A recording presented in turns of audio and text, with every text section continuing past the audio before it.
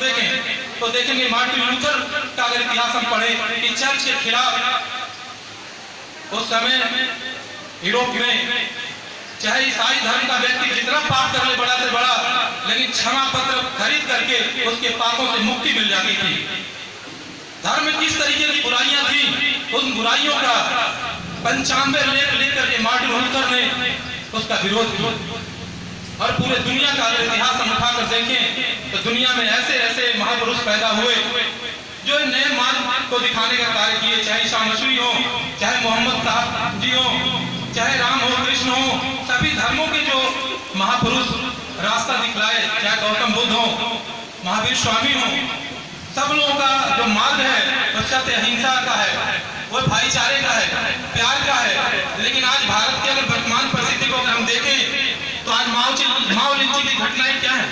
धर्म के आड़ में, गाय और गोबर के आड़ में आज हत्याएं हो रही है। चाहे उन्ना की घटना हम गुजरात में उठाकर देख लें, चाहे भीमा कोरेगांव महाराष्ट्र की घटना को उठाकर देख लें, चाहे उत्तर प्रदेश के सहारनपुर की घटना को देख लें। ये क्या है?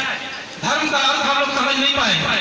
धर्म का मतलब साथियों हिंदू, मुस्लिम, सिख, ईसाई, बौद्ध, जैन नहीं होगा। धर्म का मतलब हमारा कर्तव्य।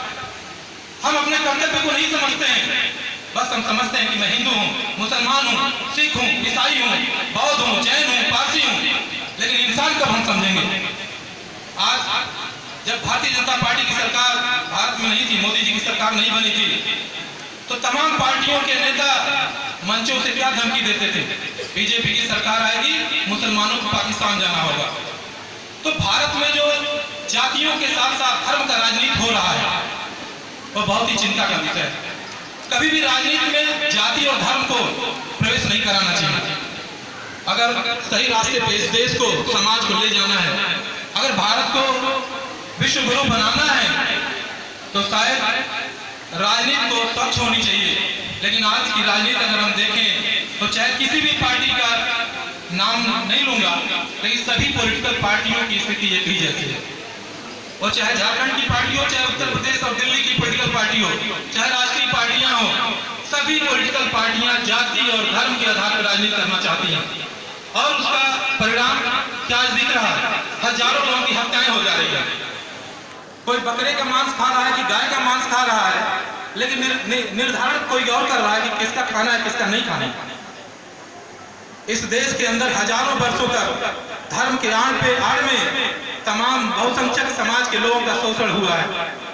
आज भी शायद उसका रूप बदल गया है, लेकिन शोषण, अन्याय, अत्याचार की घटनाएं रोज आए दिन समाज में हो रही है। अखबार उठाकर अगर हम देख लें, चाहे वो रेप की घटनाएं हो महिलाओं के साथ, तो चाहे दलितों के साथ भेदभाव और उनके साथ प्रताड़ना की घटनाएं हो, चाहे आदिवासी क्षेत्रों में आदिवासियों के साथ भेदभाव की घटनाएं हो, आज क्या हो रहा है? तमाम ऐसे संगठन हैं तो बहुत सारे लोगों को घर वापसी का कार्यक्रम स्कीम लेकर के आए हैं। कोई ईसाई बन गया, कोई बौद्ध बन गया तो उसको घर वापसी करा रहे हैं गंगा जल छिड़क करके। भारत के संविधान की अगर प्रस्तावना को हम पढ़ेंगे, we the people of India की बात भारत के संविधान में पहला सेंटेंस है। हम भारत के लोग, भारत को संप्रभुत्व संपन्न एक लोकतांत्रिक गणराज्य बनाने की बात की गई और समता, स्वतंत्रता, बंधुत्व और न्याय की बात भारत के संविधान की प्रस्तावना में की गई। भारतीय संविधान का जो मूल अधिकार है, फंडामेंटल राइट है, उसमें हम देखेंगे कि अनुच्छेद 25, 26, 27, 28 में धार्मिक स्वतंत्रता का अधिकार भारत के लोगों को दिया गया है। और अनुच्छेद 25 में कहा गया है कि भारत का कोई भी व्यक्ति जिस धर्म में उसकी आस्था और रुचि है उस धर्म को स्वीकार कर सकता है, अपना सकता है। जिस धर्म में उसकी आस्था नहीं है उस धर्म को त्याग सकता है। और इसका एक बड़ा उदाहरण भारत के अंदर 14 अक्टूबर 1956 को नागपुर की धरती पे देखने को मिला। बाबा साहब भीमराव अम्बेडकर ने यह बात कहते हुए हिंदू धर्म में पैदा होना मेरी मजबूरी हो सकती थी, लेकिन हिंदू धर्म में मैं मरूंगा नहीं, यह मेरी मजबूरी नहीं है। क्यों कहना पड़ा बाबा साहब अम्बेडकर जैसे पढ़े लिखे इंसान को? इसलिए कि हिंदू धर्म में जो बुराइयां थी उन बुराइयों को बाबा साहब अम्बेडकर ने बहुत कोशिश किया कि कम हो जाए। लेकिन वैसे ही हिंदू धर्म में एक ऐसा हिंदू धर्म का ढांचा था जिसमें हजारों छिद्र थे। मैं किसी की आस्था को घात पहुंचाने के लिए बात नहीं बोल रहा हूं, लेकिन जो तथ्य है उसको हमको समझना होगा, तर्क वितर्क करना होगा। क्योंकि क्योंकि अभी संचालक महोदय कह रहे थे कि संवाद का मतलब होता है सत्य की खोज करना। हम लोग अगर यहाँ सत्य की खोज करने आए हैं तो दिल से आवाज निकलनी चाहिए, सही बात होनी चाहिए और समाज को सही रास्ते पर ले जाने के लिए यहाँ से दिशा निर्देश होना चाहिए। बाबा साहब अम्बेडकर ने बहुत कोशिश किया कि हिंदू धर्म की बुराइयां कम हो जाए, हिंदू धर्म में जो अछूतों के साथ, पिछड़ों के साथ जो भेदभाव, अंधविश्वास, पाखंड की घटनाएं जो उनके साथ जुर्म रोज हो रहा था, उनको इंसान नहीं समझा जा रहा था, उनके ऊपर तमाम नियोगिता ला दिया गया था, लेकिन ऐसा कुछ हुआ नहीं, सुधार नहीं हुआ। इसलिए बाबा साहब अम्बेडकर 30 वर्षों तक दुनिया के सभी धर्मों के धर्म ग्रंथों का अध्ययन करते हैं। उनके पास मुस्लिम लोग आते हैं, उनके पास ईसाई लोग आते हैं कि भैया इतना करोड़ों रुपया ले लीजिए, हमारा धर्म स्वीकार कर लीजिए। लेकिन बाबा साहब अम्बेडकर एक ऐसे धर्म की दीक्षा लिए, बौद्ध धर्म जो भगवान गौतम बुद्ध द्वारा बनाया गया एक सिद्धांत पे चलने वाला बौद्ध धर्म था, और नागपुर में एक ऐसा वो सिंबॉलिक एक उनका धर्म परिवर्तन या धर्म की दीक्षा उन्होंने लिया गुस्से में, क्योंकि आज भी बाबा साहब अम्बेडकर को मानने वाले लोग, आज भी जो उनके लोग हैं, उनके साथ समाज में किस तरीके का व्यवहार होता है। मंचों पे बहुत अच्छा भाषण दे लेते हैं, किताबों में बहुत अच्छा आर्टिकल और पेपर लिख लेते हैं, लेकिन व्यवहार में अपने शायद उन भाइयों को सम्मान नहीं देते हैं। हमारा धर्म, कोई भी धर्म हो, चाहे हिंदू हो, मुस्लिम हो, सिख हो, ईसाई हो, जैन हो, बौद्ध हो, कोई दुनिया का धर्म नहीं कहता कि भाईचारा न हो, कोई धर्म नहीं कहता कि किसी के साथ अन्याय करें, किसी के साथ शोषण करें।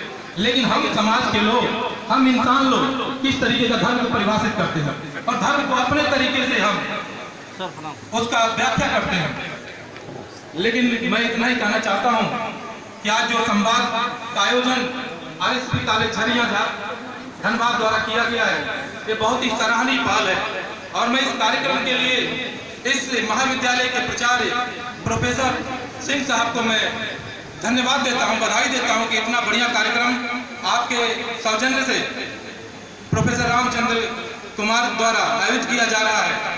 मैं उस संस्था को भी धन्यवाद देना चाहता हूं जो भारत सरकार के गृह मंत्रालय का एक स्वायत्त संस्थान है, national foundation for communal harmony, जिसके assistant secretary professor Saurabh Dubey ji बैठे हुए हैं यहाँ पे। मैं उनको धन्यवाद देता हूँ कि ये मंत्रालय और यह जो प्रतिष्ठान है इतना बढ़िया समाज को एक सूत्र में पिरोने का काम करने का साहस दिखा रहा है, क्योंकि आज समाज में एक धर्म में कितनी जातियां हैं, भारत के अंदर 6767 जातियां हैं। आज हम राष्ट्रीय एकता की बात करते हैं, आज हम बोलते हैं कि डाइवर्सिटी में कितना ज्यादा अनेकता है, विविधता में एकता है, लेकिन कहाँ विविधता में एकता है? कहीं दलित के नाम पे, कहीं पिछड़ा के नाम पे, कहीं अगड़ा के नाम पे, कहीं दलित के नाम पे, कहीं मुस्लिम के नाम पे तमाम लोगों के साथ जो भेदभाव की घटनाएं हो रही हैं, इसको कौन रोकेगा?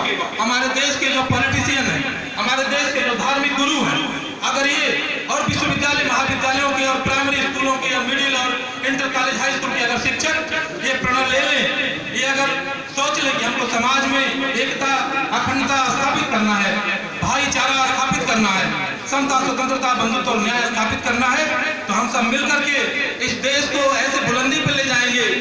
किसी अस्त्र शस्त्र की जरूरत नहीं पड़ेगी। आज ज्ञान विज्ञान की सदी, 21वीं सदी ज्ञान की सदी के रूप में जानी जा रही है। यहाँ पे हम बम और गोली चला करके कुछ भी नहीं कर सकते।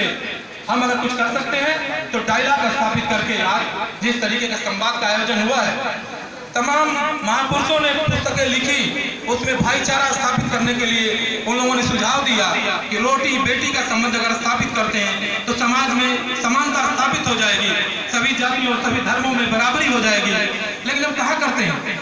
लेकिन अगर उस बात को अगर हम आगे बढ़ाएं कि अगर इंटरकास्ट मैरिज की बात अगर हम आगे करें, अगर साथ में बैठकर खाने पीने की बात करें, तो उसके साथ संवाद भी जोड़ना होगा।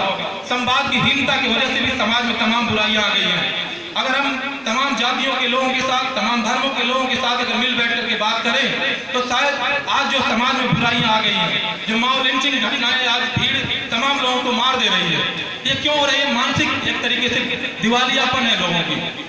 अगर भीड़ को किसी ने उकसा करके किसी का हत्या करा रहा है, मतलब कितना बड़ा क्राइम है। इसके लिए कानून ऐसा बनना चाहिए कि दोबारा इस तरह घटना न हो। साथियों, मैं इस संवाद के माध्यम से आप सबसे अपील करता हूं कि हम अगर दुनिया को बदलना चाहते हैं तो सबसे पहले अपने आप को बदलें। अगर हमारे मन में कहीं जातिवाद का भावना हो, कहीं सांप्रदायिकता का भावना हो, उसको इसी वक्त वक्त निकाल करके हम एक अच्छे इंसान के रूप में समाज को बनाने के लिए आगे बढ़े। इन शब्दों के साथ मैं पूरे इस कार्यक्रम आयोजन समिति को धन्यवाद देता हूँ, विशेष रूप से सौरभ दुबे जी को और इस महाविद्यालय के प्राचार्य को रामचंद्र कुमार जी को धन्यवाद देता हूँ कि इतना बढ़िया कार्यक्रम का आयोजन करके पूरे झारखंड को ही नहीं पूरे भारत में आज एक मैसेज जाएगा कि किस तरह सभी धर्मों के बीच समता समानता स्थापित करना है। इन्हीं शब्दों के साथ आप सब लोगों का आभार, धन्यवाद।